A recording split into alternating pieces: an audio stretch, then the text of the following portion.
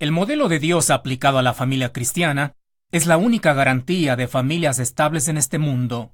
El modelo de Dios para la familia cristiana contempla funciones o roles para el esposo, para la esposa y para los hijos. Cuando todos los elementos que forman parte de la familia cristiana se sometan a los preceptos establecidos por Dios, entonces las familias funcionarán como Dios siempre quiso que funcionen. Estamos dando atención a la función de los esposos. Hemos visto que la función principal de un esposo es amar a su esposa, así como Cristo amó a la iglesia. Íntimamente ligada a esta función, tenemos la función de ser cabeza de la esposa y de la familia en general. Vimos que ser cabeza del hogar no es sinónimo de totalitarismo en el hogar. El esposo como cabeza de la esposa y del hogar no es el dictador que despóticamente maneja a los miembros de la familia a su antojo. Tampoco es el tirano que toma las decisiones como le da la gana en la familia. Ser cabeza de la esposa y de la familia es algo enteramente distinto. El fundamento bíblico se encuentra en Efesios 5:23, donde dice: porque el marido es cabeza de la mujer, así como Cristo es cabeza de la iglesia, la cual es su cuerpo, y Él es su Salvador. En este texto encontramos el enunciado del principio, porque el marido es cabeza de la mujer. Como toda sociedad humana, el hogar necesita de una estructura bien organizada para su correcto funcionamiento. Una sociedad sin estructura está condenada al fracaso. Dentro de la estructura para la familia cristiana existe una cabeza y un cuerpo. La cabeza es el marido. El cuerpo es la mujer. Para muchas mujeres de hoy en día, este es un principio denigrante. Pero yo me pregunto, ¿será denigrante que los miembros de nuestros cuerpos respondan a los impulsos de nuestra cabeza? Si de pronto su cuerpo se negara a obedecer a los impulsos de su cabeza, esto sería trágico, no solo denigrante. Imagínese usted, su cabeza ordena a su mano que tome una cuchara, la meta en un plato de sopa y lleve un bocado de sopa a la boca. Pero a su mano se le ocurre rebelarse contra su cabeza y en lugar de llevar la cuchara con sopa a la boca, la lleva a la oreja. ¡Qué desastre! Eso sí que sería denigrante. Igualmente, cuando una esposa se somete voluntariamente a los impulsos de su cabeza, que es su esposo, ella, que es el cuerpo, funcionará de una manera armónica y coordinada. Pero cuando una esposa se libera y se rebela contra su cabeza, que es su esposo, y se niega a someterse, se producirá un espectáculo totalmente denigrante. No existe, por tanto, razón válida para afirmar que es denigrante para la esposa el que su esposo sea la cabeza. Luego de considerar el enunciado del principio, consideremos el ejemplo del principio. El texto en Efesios 5:23 continúa diciendo: así como Cristo es cabeza de la iglesia. ¡Qué grandioso que es nuestro Dios! Cada vez que nos da un principio para obedecer, nos pone un ejemplo para imitar. El ejemplo es nada más y nada menos que Cristo y su relación con la iglesia. El marido es cabeza de la mujer, así como Cristo es cabeza de la iglesia. La iglesia como cuerpo de Cristo es un organismo viviente que funciona a la perfección gracias a los impulsos que recibe de su cabeza, que es Cristo. La iglesia no toma las decisiones por su cuenta. Todas las decisiones que toma provienen de su cabeza, que es Cristo. Igualmente, una esposa debe esperar las directivas de su cabeza, que es su esposo. Hemos considerado el enunciado del principio y el ejemplo del principio. Veamos ahora la explicación del principio.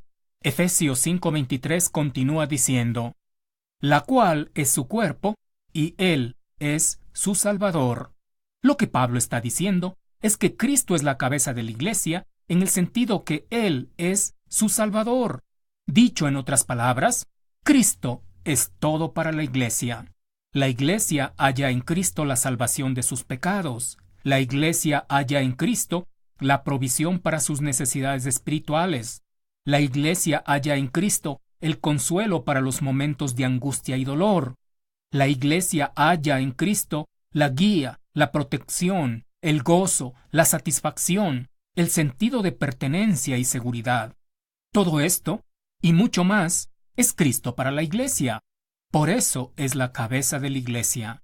Ahora, hagamos algunos paralelos entre lo que es Cristo a la Iglesia como cabeza de ella y lo que debe ser el esposo a la esposa como cabeza de ella.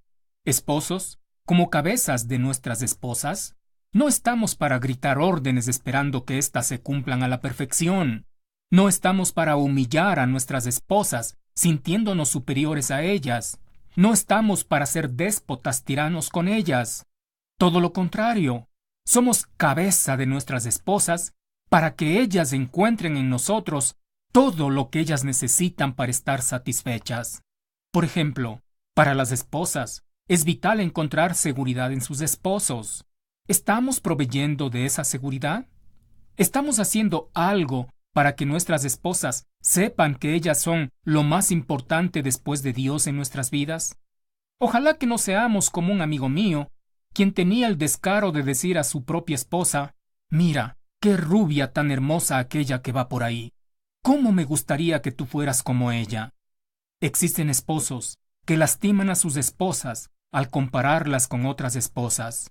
Si fueras como la esposa de fulano de tal, vieras lo delicioso que ha sabido cocinar. Comentarios insulsos como estos echan a perder la confianza y seguridad que una esposa debe tener en su cabeza que su esposo.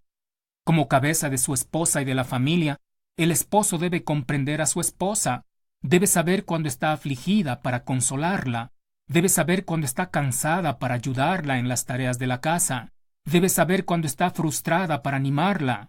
Pero no, a veces los esposos llegamos a casa luego de la jornada de trabajo y en lugar de agradecer por lo que ella ha hecho en casa, nos quejamos de que aquello está sucio o esto otro está desordenado o que la comida está fría. Y para colmo preguntamos: ¿qué hiciste todo el día? Una conducta así revela una absoluta falta de comprensión de lo que las esposas tienen que hacer en la casa. Ser cabeza de la esposa y de la familia es proveer para todas las necesidades de la esposa y de los hijos. La esposa tiene necesidades espirituales. El esposo, como cabeza de la esposa, debe satisfacer esas necesidades. Esposos, no esperemos que los pastores o ancianos satisfagan las necesidades espirituales de nuestras esposas. Ellos pueden hacerlo muy bien, pero no por ello nosotros esposos tenemos que liberarnos de la responsabilidad de satisfacer las necesidades espirituales de nuestras esposas. Quizá algún esposo podría argumentar diciendo: «Es que yo no sé mucho de la palabra de Dios». Bueno, si ese es el caso, aprenda, tome tiempo para prepararse, estudie la Biblia, y poco a poco llegará a ser el que satisface la necesidad espiritual de su esposa.